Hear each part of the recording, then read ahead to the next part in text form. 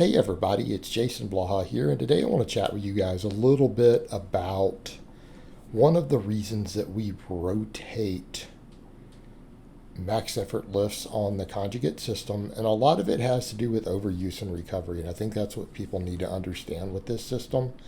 Just like we rotate max work and speed work so that we get the neural drive benefits of the speed work, without impeding recovery, without risking overuse because our tensions and everything are so much lower.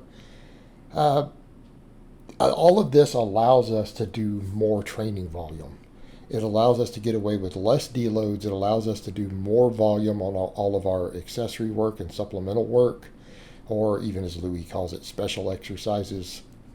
It allows us to do these things so that we can get thicker faster. Everything in this system is built around allowing us to do more training and recover from it. It is a recovery flow state based system. So, when I get people who say, well, why can't I just run the same lift until it stalls over and over and then change the lift? Well, you're not understanding the nature of the training system. You're not understanding the nature of the training system.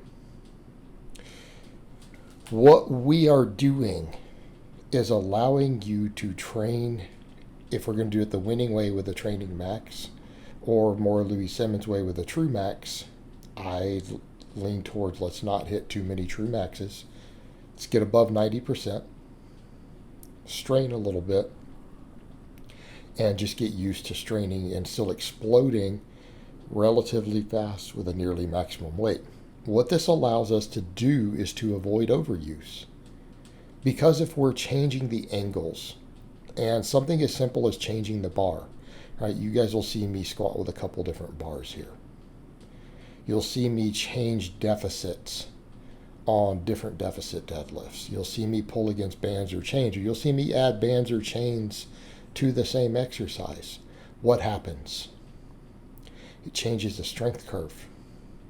Also changes the point of the peak mechanical tension, those point on those joints where we are most likely to get hurt. Okay, where we're most likely to get hurt from overuse. So how do we get around that? Well, if we change range of motion by making it harder, such as again using a buffalo bar, using a deficit pull, any of those things, what happens? We technically reduce load at our normal point of peak mechanical tension on the classic lift because we'll have to use slightly less weight.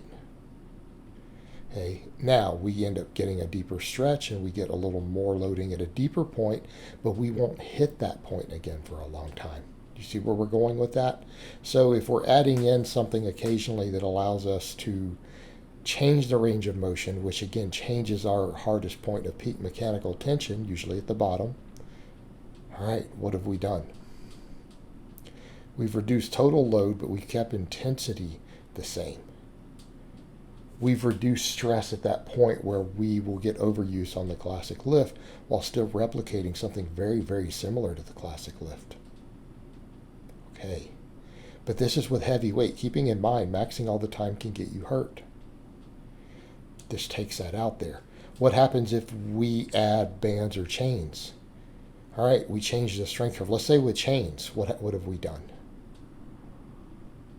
We've made it harder at the top and easier at the bottom, but our total mechanical load at normally our most difficult point will be slightly reduced again, even though we're doing the normal full range of motion lift. That point where we're most likely to tear a pec. That point where we're most likely to, say, strain an erector, whatever these muscles are. We've reduced the load a couple of percents right there. We take that overuse down. Now, people will say, but if you kept doing the same thing, wouldn't that overuse accrue there? Yes.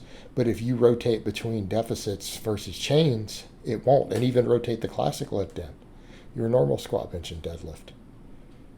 You are changing the loading at those points of mechanical tension and that stress on the tendons. You're placing it somewhere else through the movement that will stress it slightly differently. All right. How about if we change bars? You guys see me squat with different bars. It changes the whole movement pattern just a little bit. It shifts it over subtly.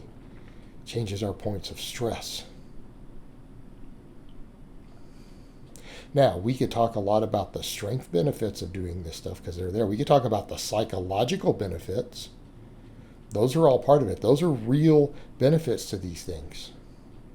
Look, if you're coming in and changing lifts all the time and PRing every time you hit that version of the lift again, you program your brain to think like a winner.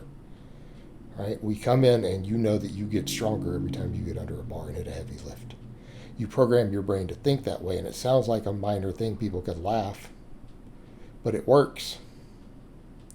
And people say, well, they're not practicing the classic lift, really, but how come all my lifters PR when they do it? How often have you guys seen Emma, or even my guy Charles? We just did that for years. For years, we kept him in a really lightweight class. He had a 440 squat. I got him up over 500. He had a 290 bench. We got him to 325. We kept him in a weight class below 180 pounds. Every time he'd hit the lift, about every 12 weeks or so, he'd PR. He'd be a 5-pound PR every time without doing the exact version. We just do close enough versions to maintain the movement patterns. And we do the speed work to maintain the technique and setup. But what we do also is we build resilience because we're working these tendons and connective tissue in slightly different ways every time. We are making them more adaptable to a wider variety of loads.